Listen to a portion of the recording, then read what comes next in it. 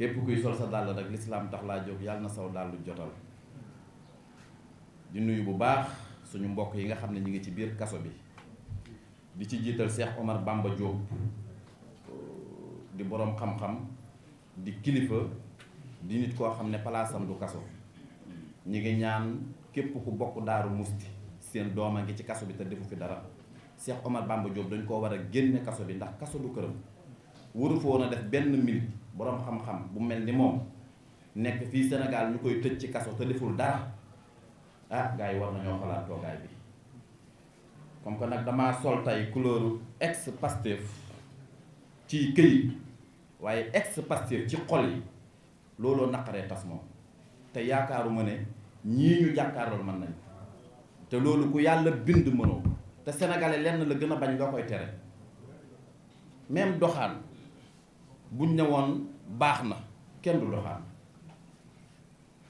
nit da ngay gis mu takk soxna na ma yàlla baal mu lew ko doom mu ne ko fa cëpp di wëri leneen. damay ñëw ci tere ñu bëgg ñoo tere kii nga xam ne suñu yaakaar la fas yéene tabax réew mi muy président Ousmane Sonko nga toog ci sa saal bu ñu kilim jël sa njaboot di làqi doom bëgg koo écarter ci xolu sénégalais yi. dama ne leen loolu képp ku leen ko yombalal na leen wóor ne mi ngi wax sax lu mu xamul. président Ousmane Sonko nekkul nit koo xam ne da ngay tëju ci sa bureau raaf turam dem tëdd di nelaw mu génn ci xolu sénégalais yi comme nii rek. loolu xale bu ndaw sax bi nga xam ne danga ko loolu koo ko wax du ko gëm. Sonko yàlla moo ko def ci xol yi. moo dab nag mën naa ne man du ma ne bokkuma ci waaye it mën naa ne damaa bokk ci liggéey boo xam ne maa nga ca beneen wàll di def leneen ci mbiri président Ousmane Sonko. waaye ñoom li tax nga xam ne lii buñ ñee mouvement wu donga daara dama koy gëm. man ab donga daara laa boo xam ne dama doon xeexal président Ousmane Sonko sama ruq. ñoom it xeebuñu ku yàlla bind ci réew mi damay jël exemple ci sama bopp. man duma dara keneen ak keneen bu kenn fëgg sa bopp kenn du dara suñ borom rek a fi nekk waaye dafa am lu ñu wan donga daara yi taxawal lii. Baye Mbaye dina ma may tuuti dafa am lu ma bëgg a leeral tuuti ci Cheikh Bara une minute rek nga baal ma Cheikh bi.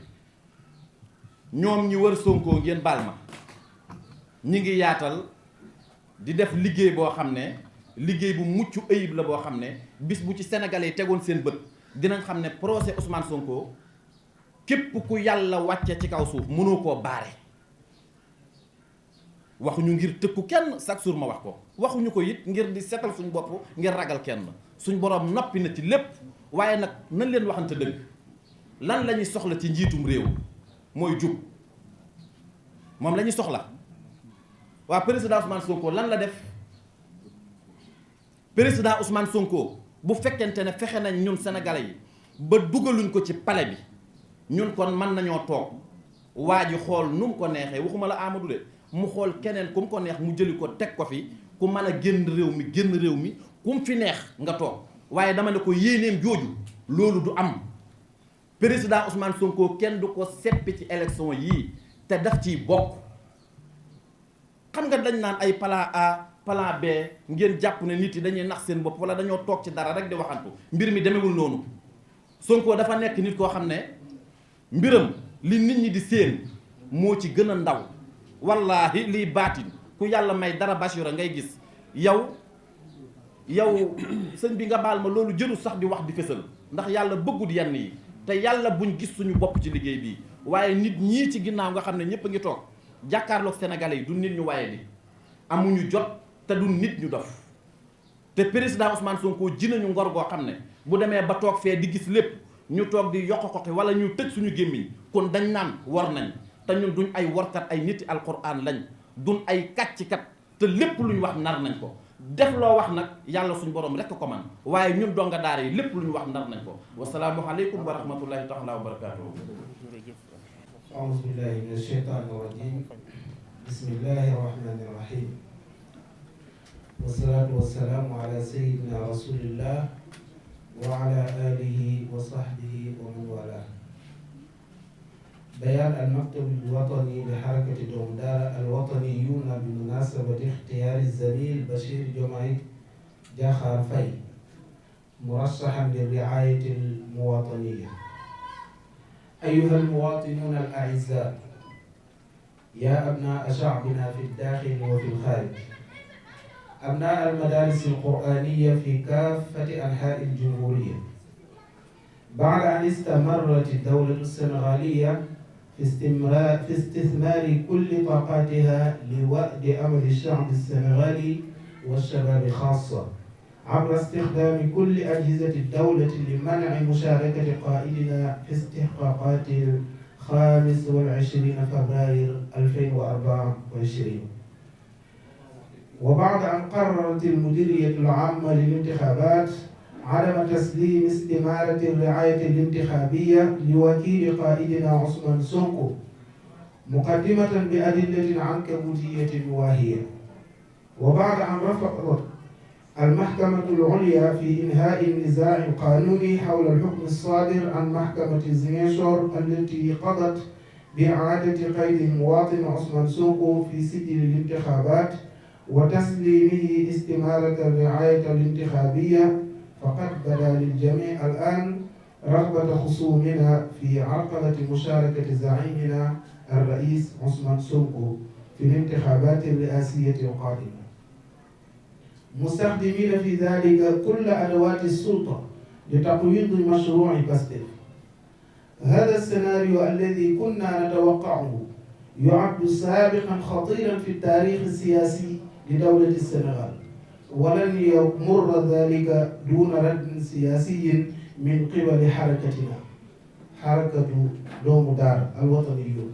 لذا فإن دوم دارة بعد أن تلقت الإعلان المشترك للمرشحين الأربعة الذين طالبوا بإطلاق حملة وطنية لرعاية المرشح بشير جمعي جاخر فاي لضمان استمرارية مشروع حزب باستيف، عقب مباركة وإقرار من زعيمنا عثمان سونكو، فإننا نعلن ما يلي: أولا، نرحب بهذا القرار السياسي التاريخي الذي ينم عن وعي كبير لتحديات الساعة، وهذا الموقف المشرف للمرشحين الأربعة الذي يعبر عن مدى الثقة المتبادلة في كفاءات بعضنا البعض لقيادة مشروع باستيف.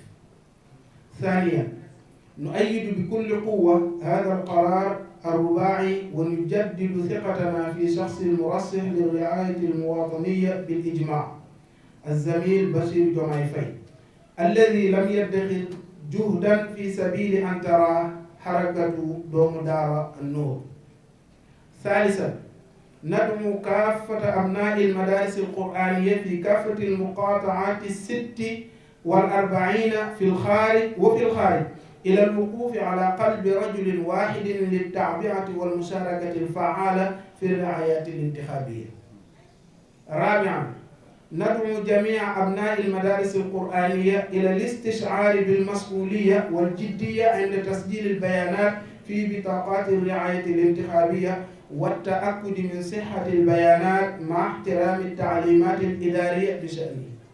خامسا وأخيرا، نعلن عن جولة وطنية تعبوية تجريها الحركة في كافة التراب الوطني في الأيام القليلة القادمة لمقابلة أبناء المدارس القرآنية للحديث معهم عن الانتخابات الرئاسية القادمة ودور دوم دارة فيها. وأخيرا وليس آخرا، ندعو الله سبحانه وتعالى أن يفك أسر قائدنا الرئيس عثمان سونكو وأن يلبسه لباس الصحة والعافية وأن يصبره على هذا البلاء والامتحان، والله غالب على أمري ولكن أكثر الناس لا يعلمون. والسلام عليكم ورحمة الله وبركاته. المكتب الوطني لحركة دوم دارة الوطنيون.